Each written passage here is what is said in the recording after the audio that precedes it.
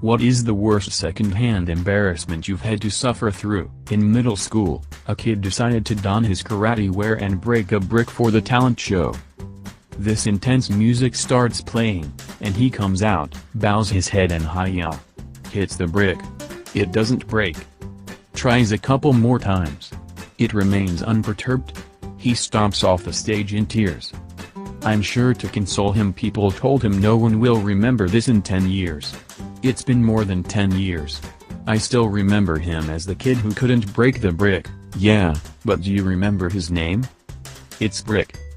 The Unbreakable. Stuck on a cruise ship for 3 days after my friend proposed to his girlfriend on the first day and she said no. That same first night she made out with some random guy in the hot tub. I'm honestly not sure how devastated my friend actually was, but it was intensified by the fact that he'd drink himself shit-faced daily by 2 p.m., which would lead to him going to beg her to get back with him. At one point she was sitting on the new guy's lap at the bar and he grabbed her hand and confessed his love for her for what must have been the 5th time in 2 days. It was a constant battle of trying to pull him away and convince him to either go to sleep or come with us to another part of the ship.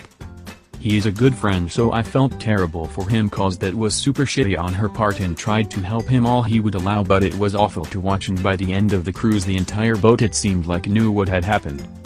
When I tried to bring it up with my girlfriend, who was on the cruise with me as well, days after we got home she straight up refused to talk about it, saying that was painful enough at the time so we never need to speak of it. No story that makes someone out to be that much of a victim is 100% the whole story.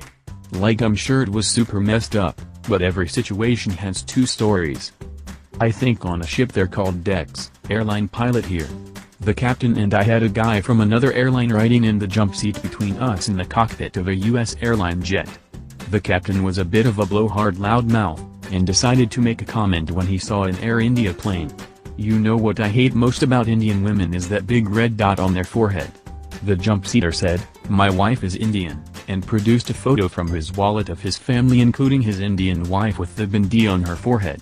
The captain only made it worse while he squirmed by asking some crap like, "Is she from Eastern India or Southern India, because I'm referring to the ones from."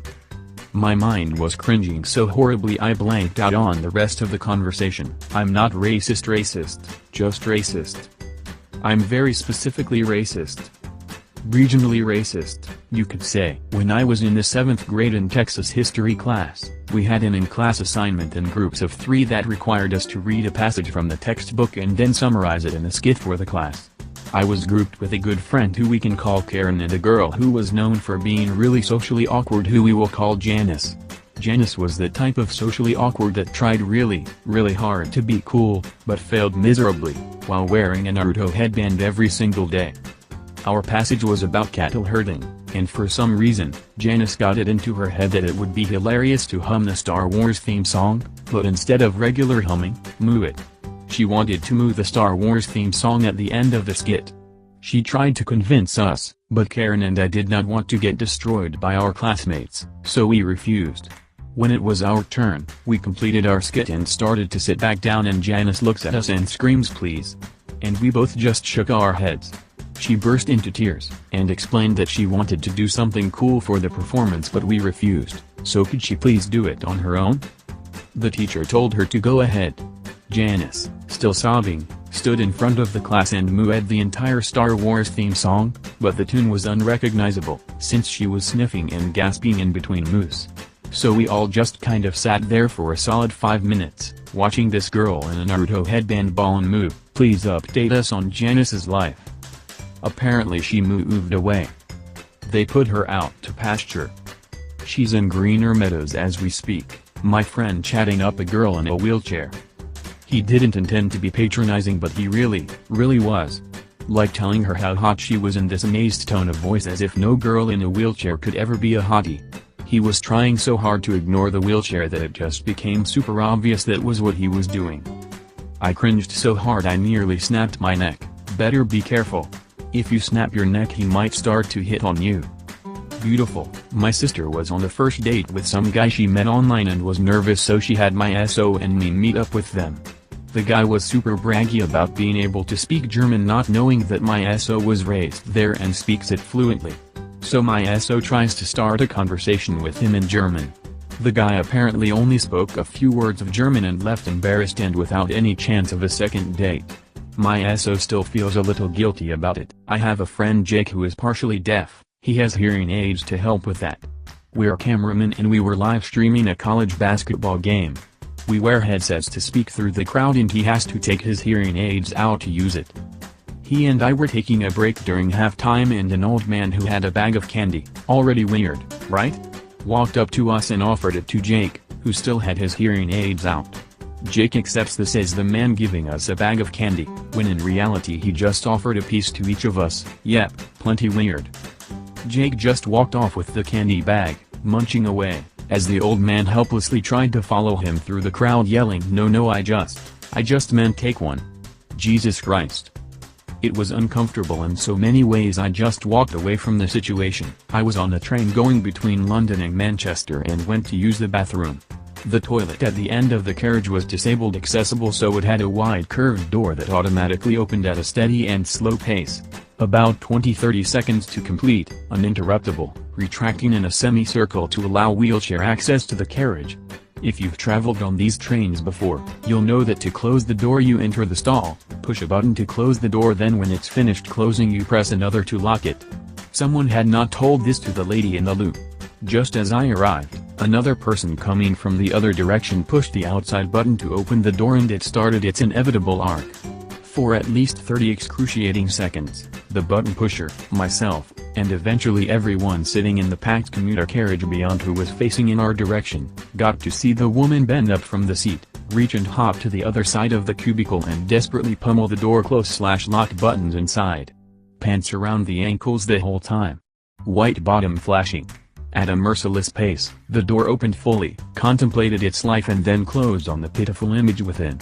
The button pusher and I looked at each other, said nothing and went back to our seats. I've seen this happen before. Poor guy got revealed like some shit prize on a game show. You'd never expect what's behind door number 2 to be a guy going number 2. I was in a class with about 50 other people when this really quiet guy stood up and started to play Gangnam Style out of his phone and started doing the dance with a wide grin on his face. Nobody laughed and so he sat down after about 10 seconds of singing and dancing and the lecturer proceeded to carry on with the lecture. I never thought this possible, but I am experiencing third-hand embarrassment. Go on YouTube, search for Harlem Shake, sort by upload date. Sadness. 6 minutes ago. Why?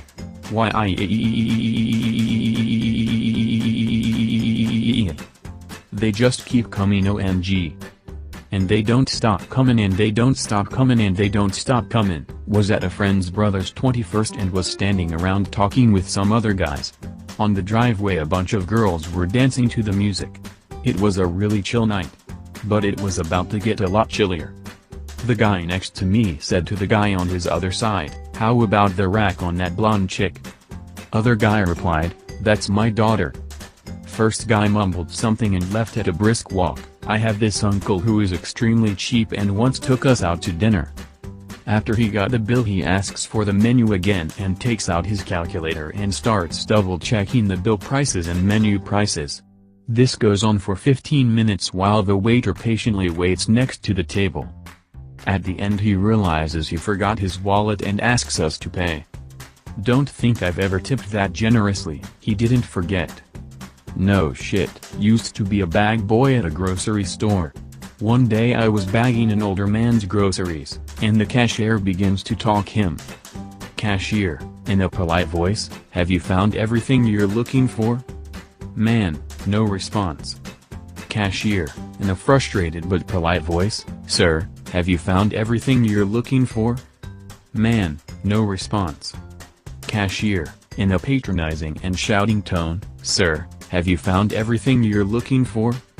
Man, finally acknowledging the cashier, "Hey, I'm deaf." The cashier apologized profusely and the old man looked at her in disgust, while I did the brave thing and left to bring shopping carts back into the store, watching pallbearers lose control of a coffin they were carrying down a steep set of granite church steps after the funeral was over. An ice, sleet storm took place during the funeral service, so the steps were slick. Several pallbearers went down as the coffin landed on the granite steps and slid the rest of the way down to the sidewalk below. Fortunately, the lid didn't open. But we all felt badly for them as the look in their faces showed they were mortified. Rigor mortified. I fucking hate this place. Let's go, we're leaving.